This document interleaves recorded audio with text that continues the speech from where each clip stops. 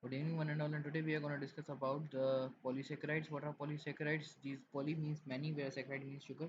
What are polysaccharides? Polysaccharides are basically um,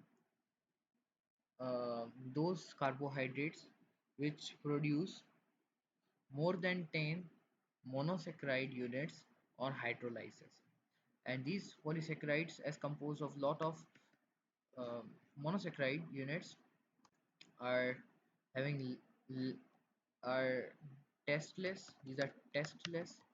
These are colorless, as well as these are tasteless, colorless. These are insoluble in water, as well as these are having high molecular weight, also known as polymers. But we usually consider polymers as the whole group of carbohydrates, but we can also call polysaccharides as polymers, as their monomers are the monosaccharides. After which we are having some other important points, such as what are the general number of polysaccharide units. So polysaccharide units are generally made up of thousands or hundreds of monosaccharides. These are found of thousands or hundreds of monosaccharide units which are bonded together by glycosidic linkage. And these function as storage. These function as storage. Either they function as storage polysaccharide, or these function as structural polysaccharide. Storage for polysaccharide are those polysaccharide which involves the example of starch, glycogen. These are the storage polysaccharides. On the other hand side, we are having structural polysaccharides such as pectin, agar, agar, tunicin. Tunicin is, by the way, also known as the animal cellulose because it is having a structure similar to the cellulose, but it is present in animals, so we consider it as animal cellulose. But it is not in actual cellulose. So agar, pectin, tunicin, as well as we are having structural polysaccharide such as cellulose itself, cellulose and chitin. These are examples of structural polysaccharides. So on the other hand side, we are having the division of polysaccharides on the basis of the monosaccharide units which it is composed of. So there are two types of polysaccharides. First includes the heteropolysaccharides, which are made up of heteropolysaccharides, heteropolysaccharides, which are made up of different types of monosaccharide, which are made up of different types of monosaccharides, are known as heteropolysaccharides. On the other hand side, we are having homopolysaccharides, which are made up of similar type of polysaccharides, which are made up of similar types of monosaccharides actually. Which are made up of similar type of monosaccharides. So this is how we classify them on the basis of the monosaccharides as well as on the basis of their function. Now let us discuss the chemical structure as well. First, we are having starch. Starch is basically basically a polysaccharide, which is generally divided into two types. First includes amylose and amylopectin. First, let us discuss what is starch.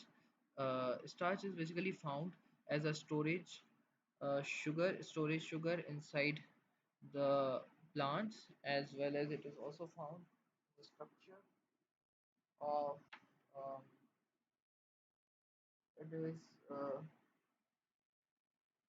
basically stored in roots, stems, found in as a storage source inside the roots and the stems, as well as uh, inside the leaves and inside the roots, stems, and branches accordingly.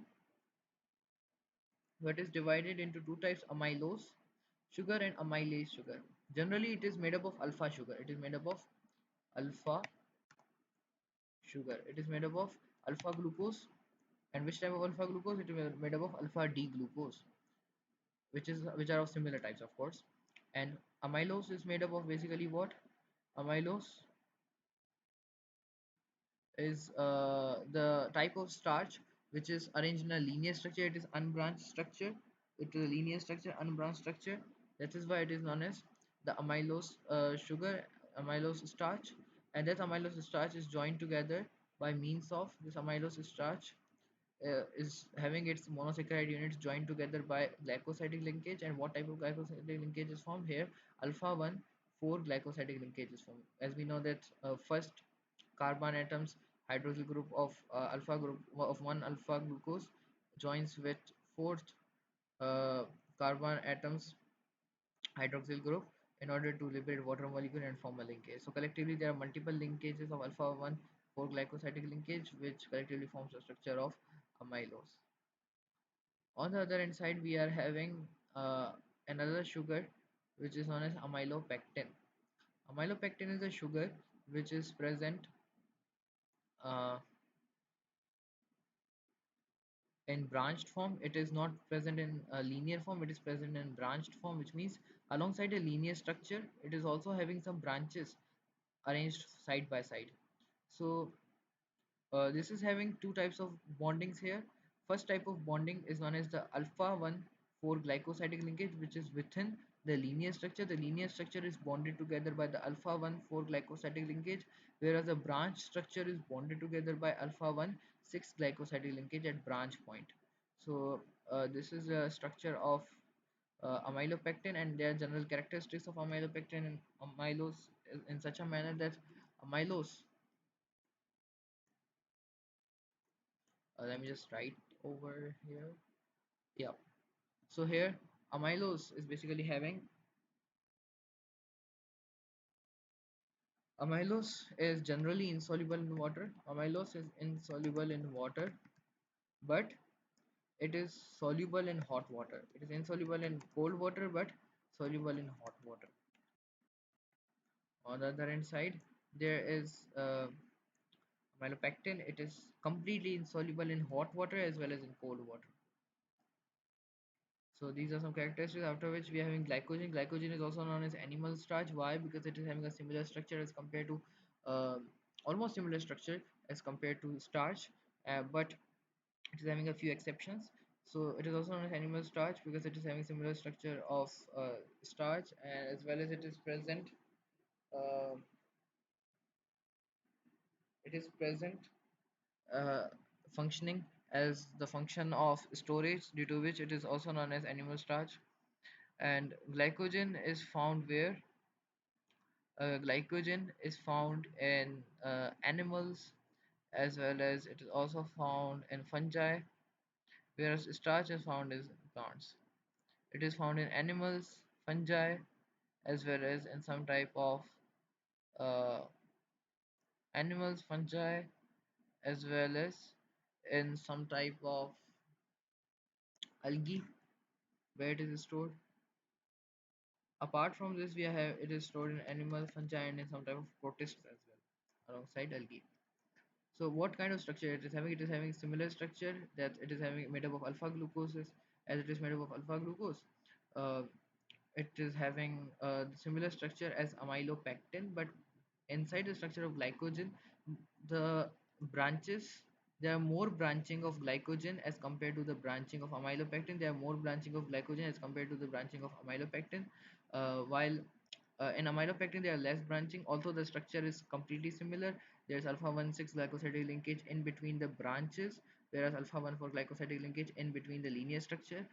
Accordingly, the structure is same, the alpha D glucoses are same as well, due to which the structure remains same, except the condition that it is having more branches as compared to amylopectin. Secondly, we are having cellulose. Cellulose is basically the structure which is made up of beta glucoses. It is made up of beta glucoses and forms the plant cell wall as well as the algae cell wall, as well as it is not undigestible in the human body. Why? Because a human body is not containing cellulase enzyme, and first it is converted by the help of cellulase enzyme into cellubiose, and then cellubiose further further converted into glucose by another enzyme.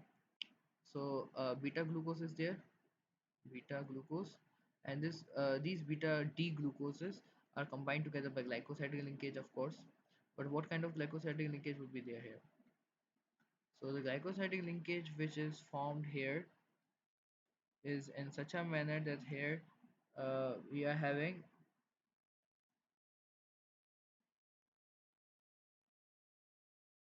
um,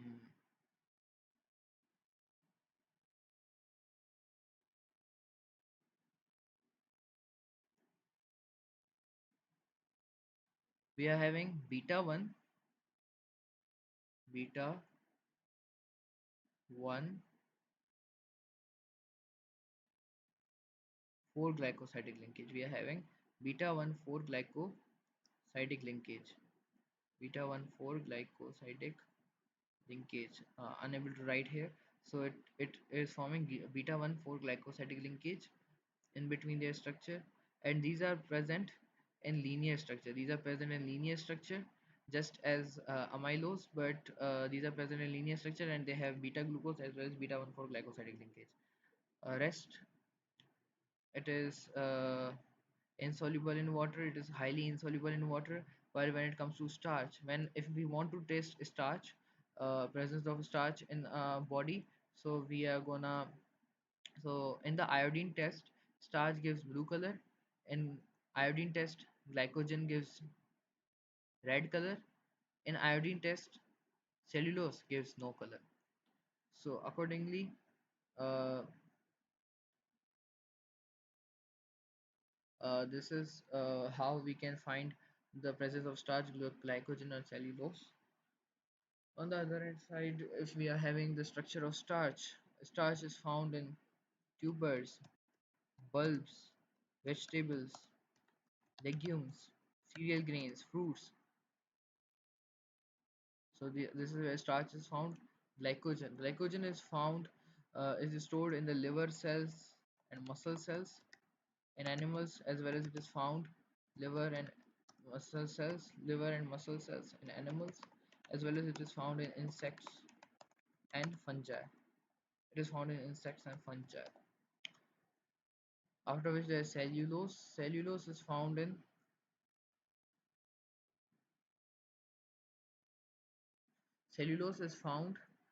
the plant cell wall, fungal, not in.